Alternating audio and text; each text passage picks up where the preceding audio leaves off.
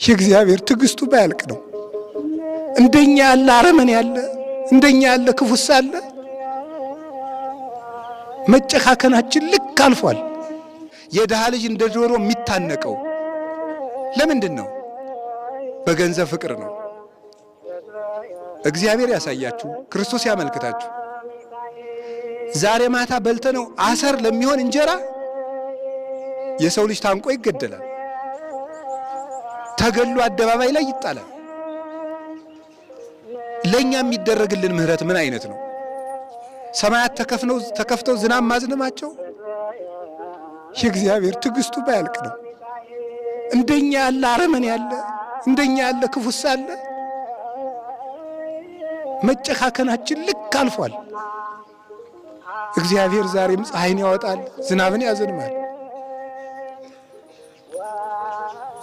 ዘመዶቼ እግዚአብሔር በዓመት አንድ ጊዜ መተን የምንቀልድበት አምላክ አይደለም። ምህረት ከሰው ልጆች ይፈልጋል። ምህረት ሳይኖረን ምህረት ልናገኝ አንችልም። ጨካኝ ሆነናል፣ እየተገዳደልን ነው። በገጠር ያላችሁት ሁሉ መስማት አለባችሁ። ክላሽ ይዞ ማስቀደስ አለ፣ ቅዳሴ አለ።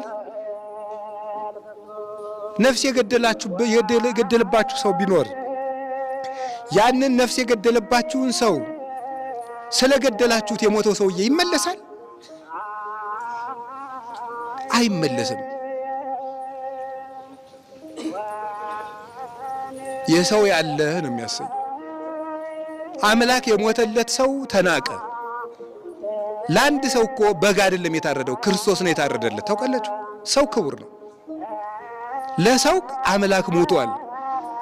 ውድ ገንዘቡን በእርሻ የተዳፈነ ዕንቁ ፍለጋ ያለውን ከፈለ ማለት ዓለም ያዳፈነውን የሰው ልጅ ለመፈለግ ክርስቶስ ራሱን አሳልፎ ሰጠ።